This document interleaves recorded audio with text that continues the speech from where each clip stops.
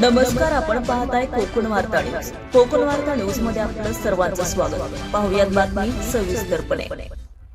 महाड एमआयडीसीच्या हद्दीत अनेकदा मोबाईल हरवण्याच्या तक्रारी एमआयडीसी पोलीस ठाण्यामध्ये दाखल झाल्यानं महाड एमआयडीसीचे सहाय्यक पोलीस निरीक्षक माने यांच्या मार्गदर्शनाखाली पोलीस कॉन्स्टेबल क्रमांक 1847 DB बल्लाळ यांनी CAR पोर्टलच्या माध्यमातून तांत्रिक तपास करून सन 2016 मध्ये आतापर्यंत एकूण 4,89,000 किमतीचे 13 मोबाईल तक्रारदारांना परत देण्यात आले आहेत.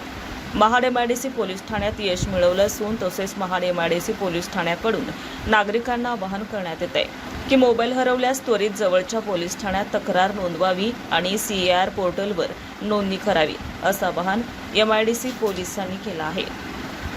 ब्युरो रिपोर्ट, कोकण वार्ता न्यूज, रायगड.